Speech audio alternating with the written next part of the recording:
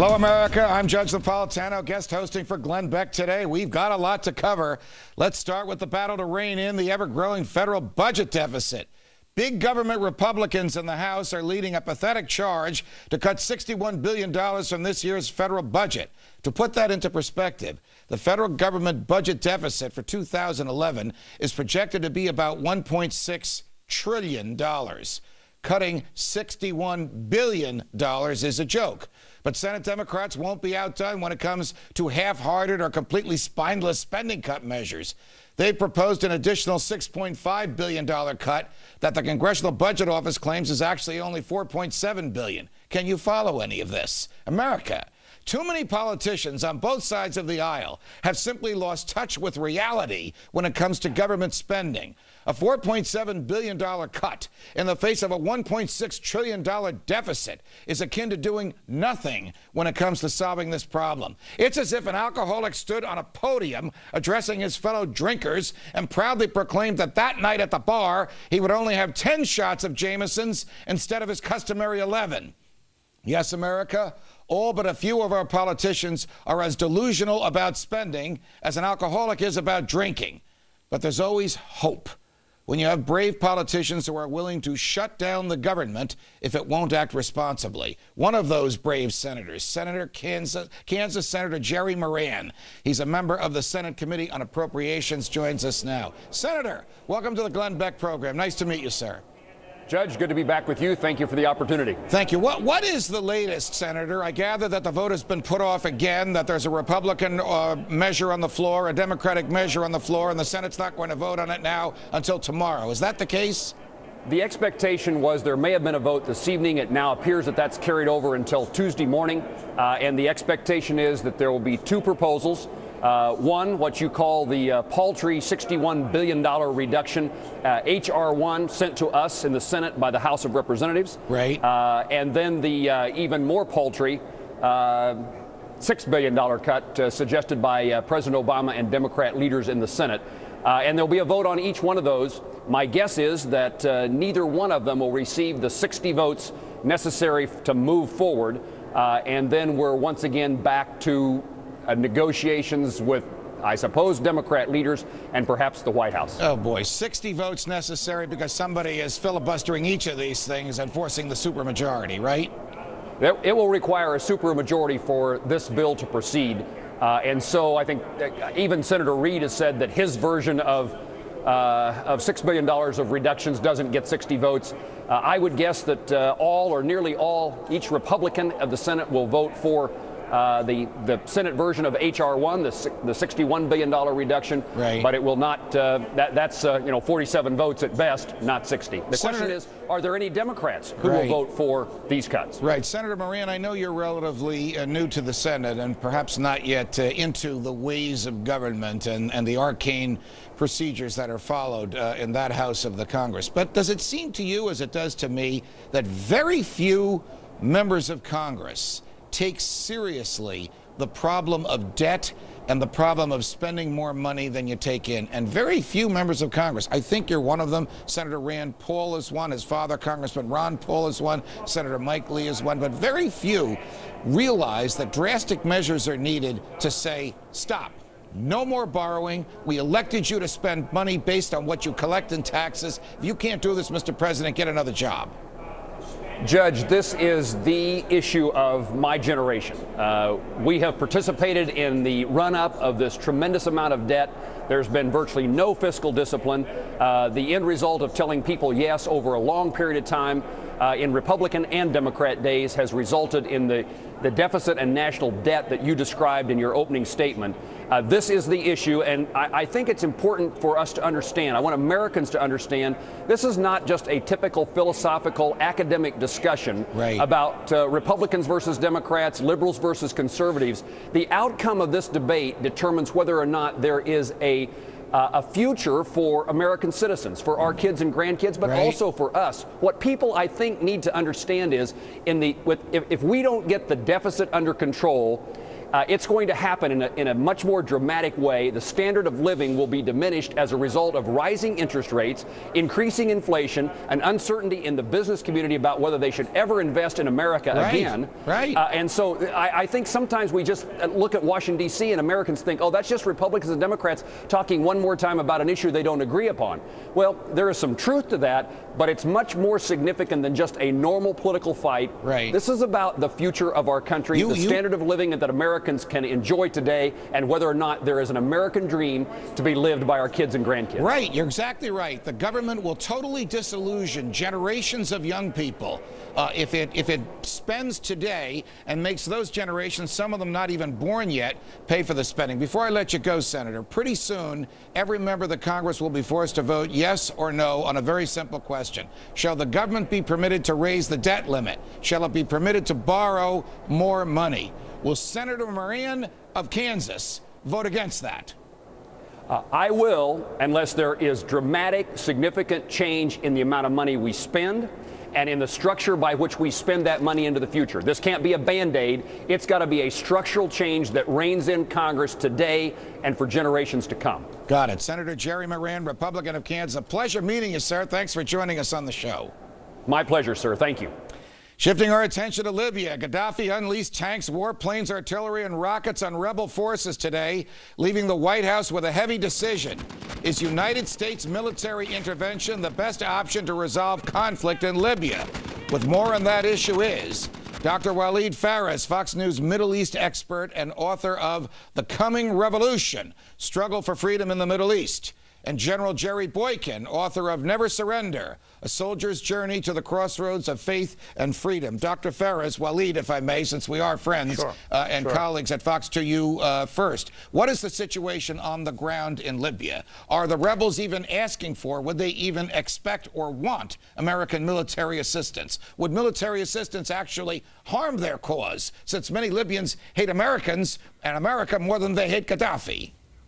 Well, that's a very good point. Everything is going to be decided on the ground. If we look at the map, the coast of Libya, if the opposition forces can, on their own, cross the line of Sirte, the city of Sirte, which is in the middle of Libya, and head towards Tripoli, then we may not need to have a no-fly zone. We may need only probably to help them take care of some defenses around Gaddafi. But if the opposition on the ground, we're going to stay there and cannot cross Sirte, then we're going to have two zones in Libya, and then we're going to have to intervene at some point in time. Before I get to the general, Dr. Fares, does the opposition, do the rebels even want American military assistance?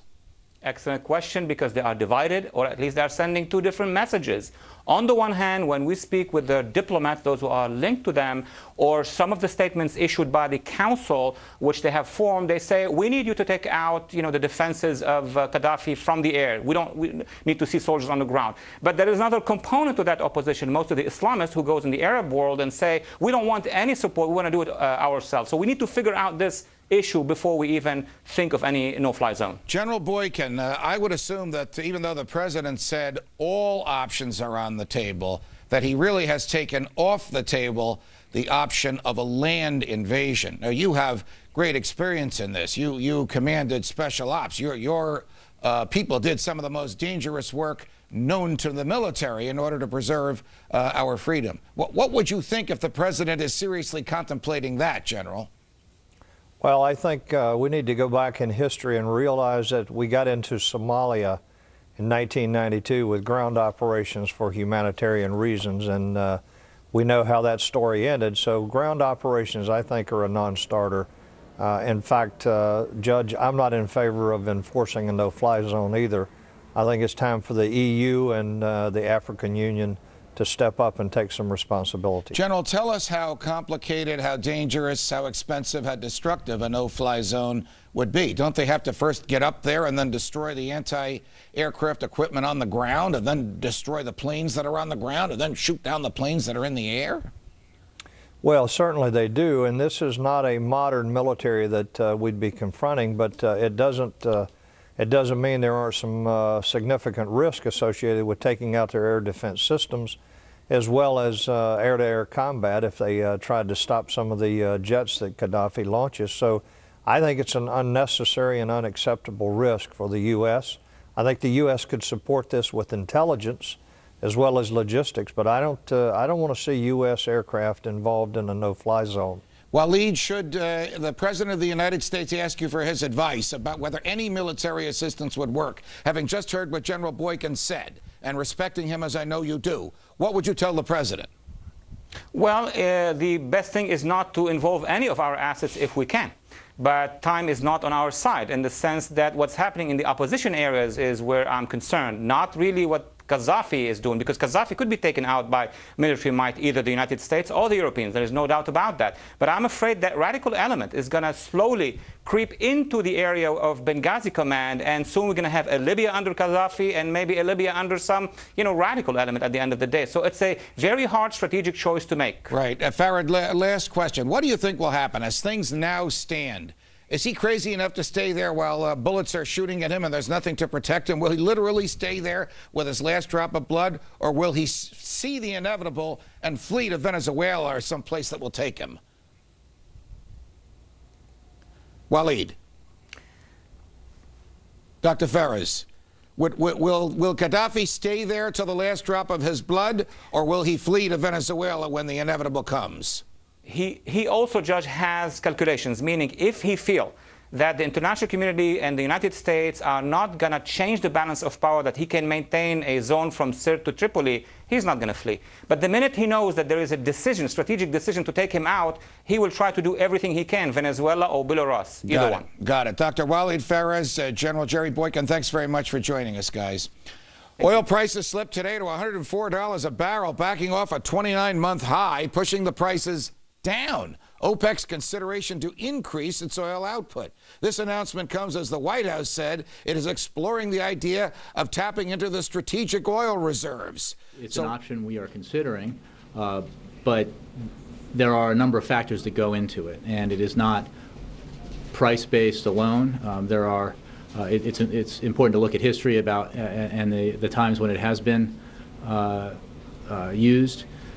So I wouldn't look to a price threshold. All right, so what other factors should we consider? Let's ask Phil Flynn, a senior market analyst for PFG Best. He's also a Fox Business Network contributor. Phil, welcome to the Glenn Beck program. Thanks, Judge. It's great to be here. All right, so what do you think happens next? I mean, oil is really going up. Gasoline prices are really going up. Does the president see this as an issue that the government could control with strategic oil reserves by lessening taxes or by bombing Libya? Well, that's a lot of choices there. I'll tell you what, number one, I hope he doesn't see the Strategic Petroleum Reserve as an option for trying to control price, because if he does, it will be an utter failure. The truth of the matter is that the reserve is far from being large enough to actually impact price over the long run, and that's why it should only be used in an emergency.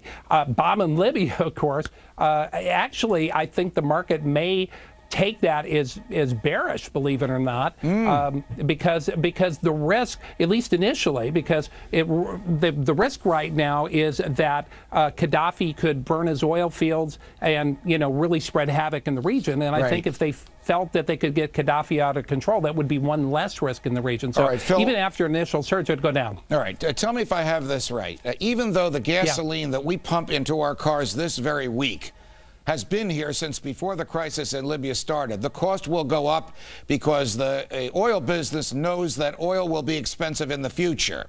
Hence, if the president, for example, stopped resisting a federal judge in New Orleans who's ordered drilling in the Gulf of Mexico, or if the president authorized drilling in Alaska, that would lower the price of gasoline tomorrow, even though that oil wouldn't get out of the wells and into the refineries and into our tanks for many years. Do I have that right? Absolutely. The bottom line is this market is an anticipatory market. It looks ahead. And if they expect more supply from a reliable source, not a one-time shot from the Strategic Petroleum Reserve, a change in policy would lower prices over the long run. But I'll take it a step further. If you go back, the Democrats criticized President Bush for filling up the Strategic Petroleum Reserve. They said it was raising prices. I think you find out right now that it's like putting money in the bank. It actually reduces the risk in the marketplace and keeps market from going out of control. If we had more oil in the reserve, we probably wouldn't be as worried about the potential loss of supply that we are worried about today. Got it. I think the president's a zealot, and I think the people around him are zealots, and I don't expect them to permit the oil to be drilled anymore, even though it is the middle class and the poor that are hurt the most by these rising gas prices. Phil Flynn, it's a pleasure. Thank you for joining us. Thank you, sir. Thank you, Judge. Good to be here. Likewise. Much more on Libya, oil, and the price of gas on tonight's Freedom Watch at 8 p.m. Eastern on the Fox Business Network. Who's that guy up there? And Wisconsin's budget battle still raging, but now some protesters think they have a way to end the stalemate. We'll talk to the state's lieutenant governor about that. She'll be here next.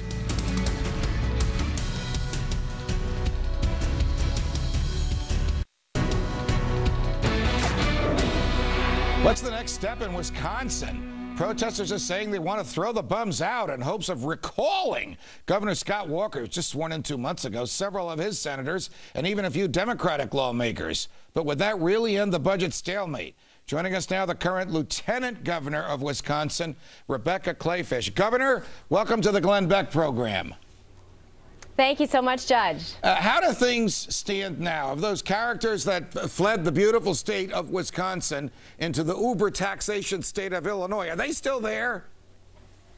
They are still there as far as we know. We have heard several times that there are several of them who are traveling back to Wisconsin, but at some point they've got to get sick of sleeping in hotel beds every night, and they're going to want to come back and do what their constituents elected them to do, which is vote in the arena, Madison, Wisconsin, which is where this has to take place. Do you think that they think, we're talking about the senators that actually fled the state to prevent the Senate from having the requisite number of senators on the floor so that they can take a lawful and binding vote. Do you think that they think that they're actually doing what their constituents want, obstructing the government and preventing it from passing legislation that they hate? I think there are some of them that have started to realize that this is just starting to look illogical because their constituents did elect them to represent them, and their voices are not being heard in Madison unless the senators are actually there. Governor, what will become of this complaint filed against Governor Walker? I mean, is this just another elevation in the political process? They've actually filed an ethics complaint against him. I just read it a few minutes ago, and it claims that he committed crimes, very low-level crimes akin to jaywalking, but crimes nevertheless in the manner in which he tried to rally support for legislation that the people of Wisconsin voted him into office in order to enact. No, we understand that there can be very passionate debate on both sides of this issue. In fact, you talked about it just a little bit earlier in the fact that there are already recall efforts launched against a number of state senators, both Democrats and Republicans alike. We understand that people are frustrated and other people just want to get the political process moving. But the only way we get that political process moving is for these Democrat senators to return to Madison and vote. Right. What are you going to do if they don't return to Madison and vote? Or stated differently, how much longer can this go on? Half of the legislature of Wisconsin is stalemated. How much longer can this go on, Governor? Well, it's very frustrating, but already we have seen those layoff notices go to collective bargaining units. They know that 1,500 jobs hang in the balance. 1,500 jobs are on the line if they do not return. I don't want to see this go on any longer. Governor Walker doesn't want to see this go on any longer. We want to save those 1,500 jobs. We don't need any more layoffs in the state of Wisconsin. And so that's why Governor Walker has worked diligently behind the scenes in order to try and provide a path for these Democrat 14 to return to Wisconsin so they can do what their constituents ask them to do, and that is their job, and that is to vote. Governor Kleefisch, let me advance a theory which might give you a little bit of comfort. All of what's happening in Wisconsin is good for the country because it is showing the public, the voters, the taxpayers, the deals, the sweetheart deals that former office holders have made with unions and have saddled on present and future taxpayers. I think most of America had no idea the sweetheart deals that unions have gotten, that collective bargaining is not a natural right that comes from God or comes from our humanity, that it was a gift given to them by big government Republicans and big government Democrats before you guys took office. And the fact that the American public knows that is a good thing. What do you say about that, Governor? Well, Judge, I'll tell you what, we have examples that come out nearly every single day. Do you know that Local 67 of AFSCME actually grieved us having extra snowplow drivers in Racine during the biggest snowstorm in Wisconsin this year?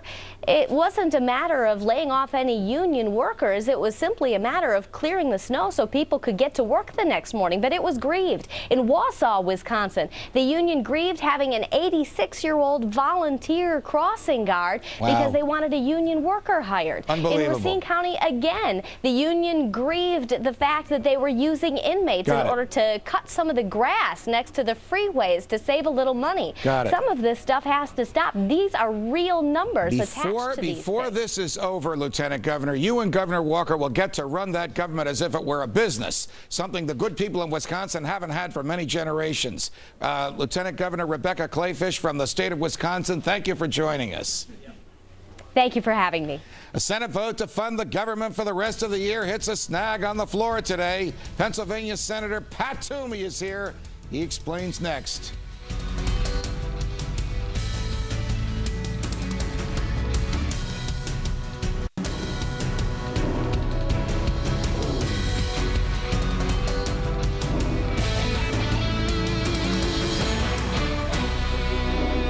All right, now back to the budget. It's a story we were discussing earlier. The Senate is scheduled to vote as early as tonight, but now it looks like it's going to be tomorrow on two proposals to cut spending. The Republican-backed measure would cut $61 billion in spending, and the White House-backed Democratic measure would cut only $4.7 billion in spending.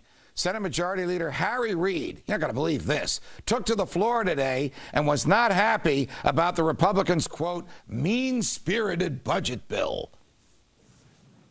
These programs create jobs. The National Endowment of Humanities is a reason we have in Northern Nevada every January the Cowboy Poetry Festival. Had that program not been around, the tens of thousands of people who come there every year would not exist.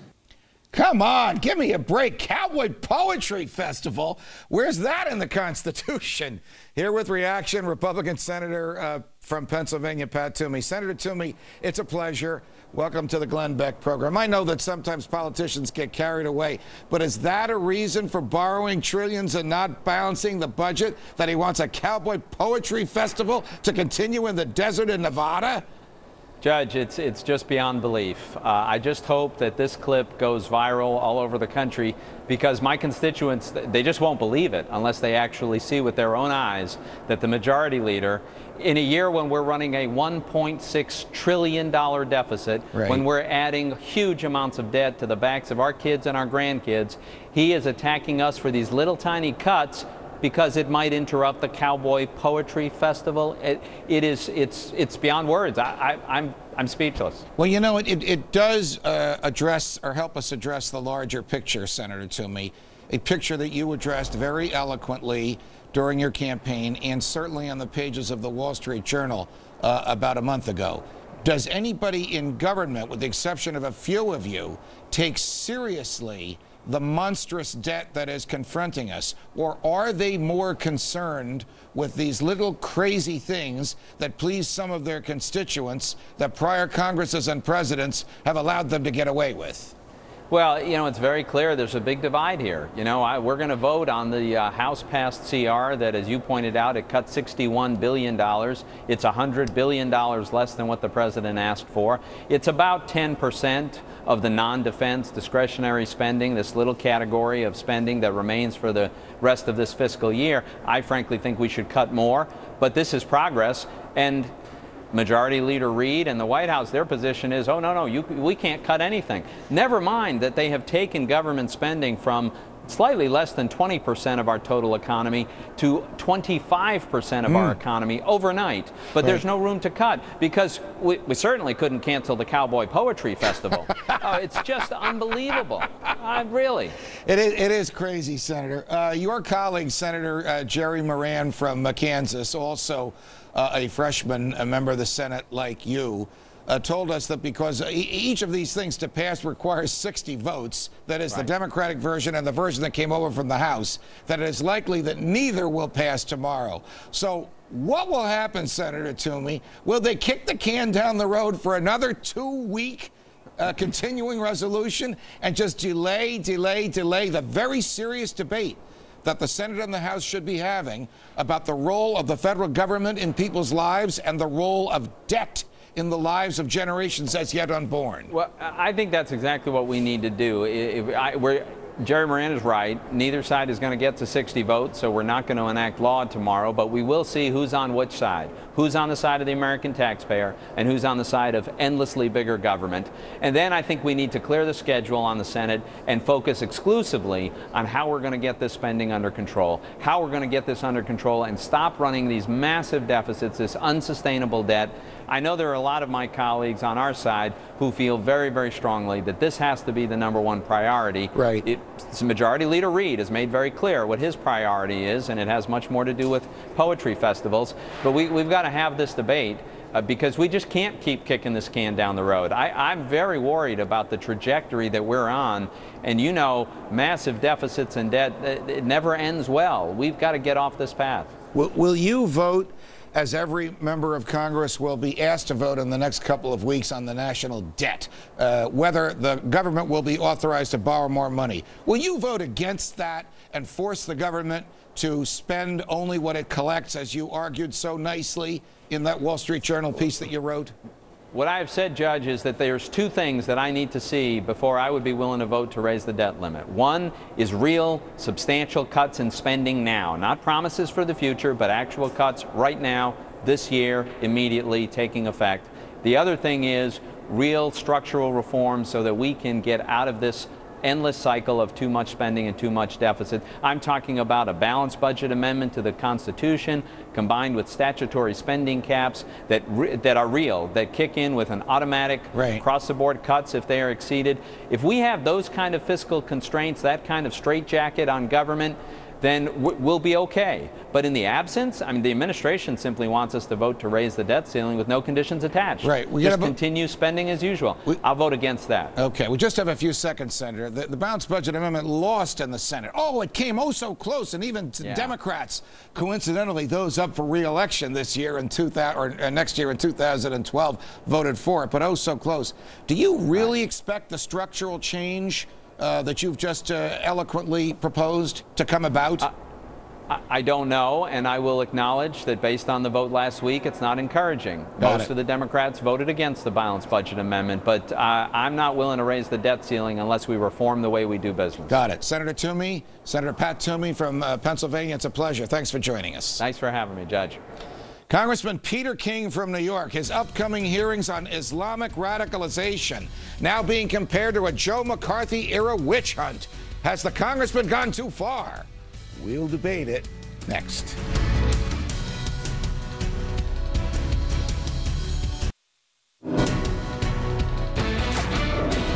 Congressman Peter King, the Republican chair of the House Homeland Security Committee, is calling for hearings on the radicalization of Muslim Americans. The hearings scheduled for Thursday have created a great deal of controversy, with critics comparing them to a McCarthy-era witch hunt. Congressman King says he's received threats, but he's not backing down. We know there's homegrown terrorists. We know it's increasing. We know Al-Qaeda is making concerted efforts to do it. And to me, it's absolutely insane that this type of opposition is developing for hearings, which I believe are absolutely essential. Which he believes are absolutely essential. Here to debate, Dr. Zuhdi Jasser, founder and president of the American Islamic Forum for Democracy. Dr. Jasser will be testifying at the hearings. And Jacob Hornberger, founder and president of the Future of Freedom Foundation. Gentlemen, welcome to the Glenn Beck program. Dr. Jasser, to you first. You obviously have conferred with Congressman King's staff. You believe in these hearings. You're one of the leadoff witnesses. What are you going to say, and why are you going to say it? Well, I'm going to say that so far, clearly, whatever our nation's been doing has not been working. Secretary Napolitano herself said that our nation is at the highest risk it's ever been. So if we see a problem, we need to walk it back and look at the root cause. We've not been treating the root cause. Clearly, the American Muslim community and Muslims have been the primary reporters of radicals in many instances, but we've still not been treating the ideology. And I think that's where our leadership has been lacking. They've been actually, in many times, facilitating the ideology of political Islam how does the government, that feeds the ideology. Understood. Before I get to Jake Hornberger, how does the government get involved in instilling political ideology in people? How could you actually physically do that? Zudi, how could you do it? Oh, I'm sorry. Yeah, I think what you need to do is part of the separation of mosque and state is that our founding fathers were very skilled in discussing the differences of Christianity and the diversity. Why can't we have that same functional discussion now and say, you know what?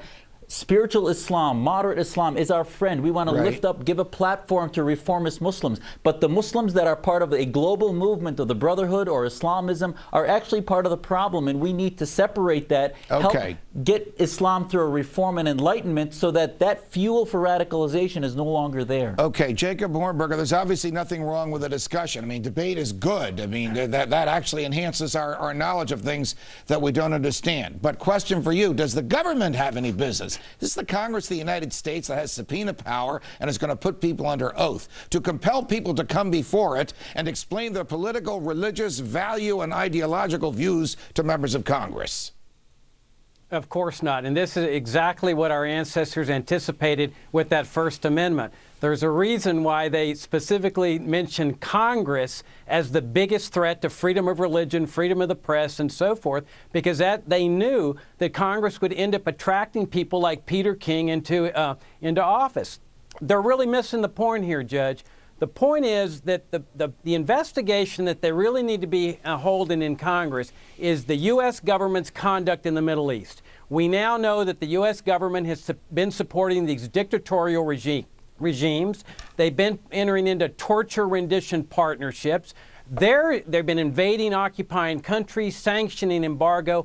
That's the root of the anger. But what King is doing is using this demonization of Islam and the Muslims as a smokescreen to continue those policies, and then, of course, since he's chairman of the Homeland Security Agency, to justify the continuation of the infringements on liberty of the American people with the Patriot Act, the torture, the indefinite detention, and all the other nonsense that they're engaged in. Right. Zudi, are people testifying of their own free will, or are people testifying against their will at Congressman King's hearings? On our own free will. I mean, this is our mission. This is why I formed an organization, is Congressman King is giving Muslims a platform to do the self-repair. I mean, the smokescreen is actually all the issues that Jacob just brought up that are completely not germane to what we're talking about. We're talking about a radicalization problem that only Muslims can fix. It's a Muslim problem that needs a Muslim solution. The vast majority of Muslims want to be part of the solution, but this is a pulpit and a platform to do so. Okay, guys, hang out during the break because we have more of this debate with our combatants right after the break.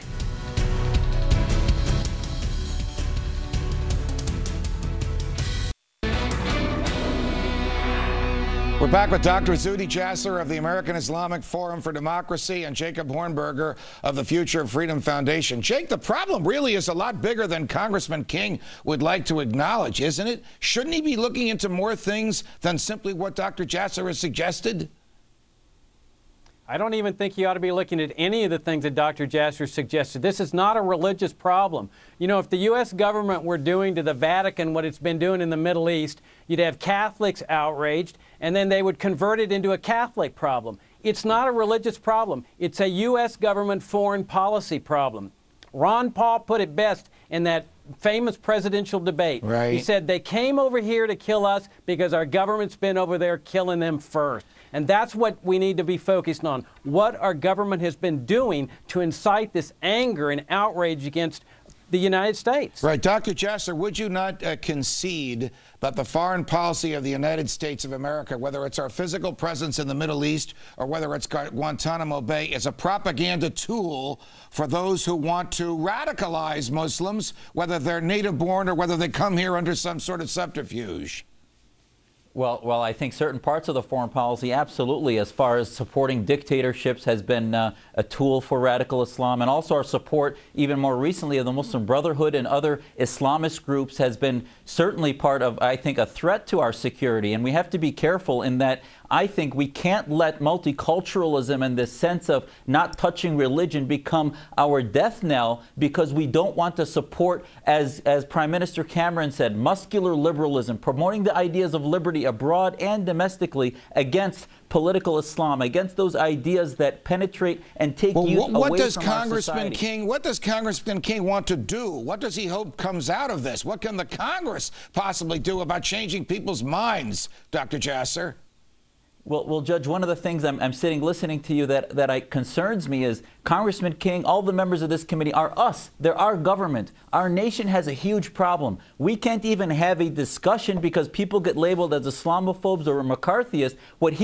What I believe he's trying to do is give us as Muslims a platform to say, you know what, the best way to peel away radical or ideas that Muslims are bad is to let Muslims lead the charge. Got it. Jake, we got about 30 seconds left. What's the worst that can come out of this? The demonization of an entire people of a religious faith. It's telling that the Japanese Americans are coming out against this type of thing. They know what it's like. They know the feeling of this type of demonization. Got it. Dr. Zuhdi Jasser, Jacob Hornberger, thanks very much for joining us. My final thoughts next.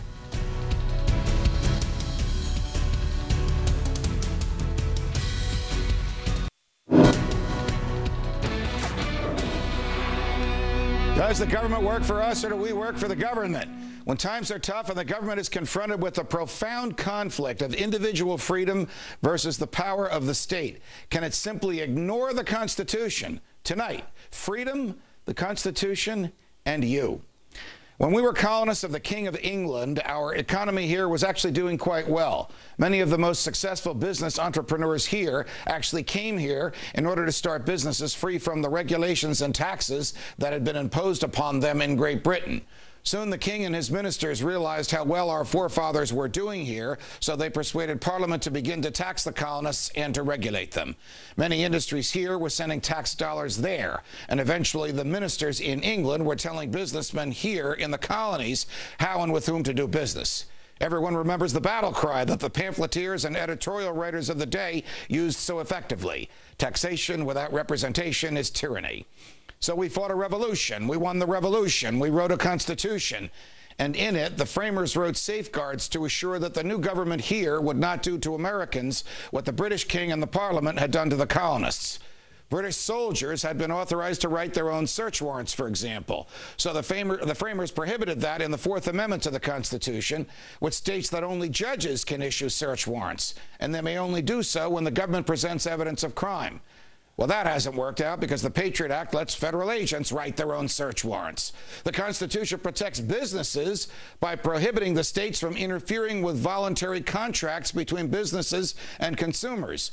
Well, that hasn't worked out because the states today tax almost every voluntary exchange we have. In some states, almost $1 of what you pay for a gallon of gas goes to the government. The Fifth Amendment prohibits the government from taking property without paying for it, just as the king and the Parliament had done. Well, that too hasn't worked out as planned because the feds take property from us almost every day. It's called income taxes. I think you get the point of this. The whole purpose of the Constitution was to assure that the government would respect individual liberty, that power would be separated between the states and the federal government, and the government would remain within the confines of the Constitution. Throughout history, the government has openly mocked the Constitution. Lincoln, for example, claimed he could violate parts of it in order to preserve other parts. Wilson said that it gave him the power to tell folks how to live. FDR actually wrote laws himself and enforced them, even though the Constitution only permits the Congress to write laws. George W. Bush signed laws into existence, and in the act of signing them, said he never intended to enforce them. Yesterday, President Obama signed an executive order claiming the right to incarcerate persons in the Guantanamo Bay military prison for the duration of their natural lives, even after acquittal. You heard that correctly, after acquittal. Following upon President Bush, President Obama has claimed the power to punish people even after a jury has found them not guilty. No Western government has ever claimed the power to do this. Not the King of England, not Hitler, not Stalin, not even the Russian and Chinese communists. Now, I realize that most Americans have little sympathy for those incarcerated at Gitmo, and most no doubt assume that they are there because they probably did something wrong. They must be guilty of something. But that view turns the Constitution on its head. When he was a senator and running for president, Barack Obama stated that the beauty of the Constitution is that it guarantees fairness to everyone. He was right. But as president, he wants to lock people up forever, even after a jury finds them not guilty. Why should you care about this? Because if the government gets away with it by demonizing these prisoners and making it the popular thing to happen, it could happen to you. Thank you for watching. Tomorrow on Freedom Watch, I will speak with Congresswoman Michelle Bachmann. That's 8 o'clock Eastern on the Fox Business Network. Tonight on Freedom Watch, 8 o'clock Eastern, Congressman Louis Gohmert. Are any Republicans willing to say to the president, stop the borrowing? From New York, defending freedom. So long, America.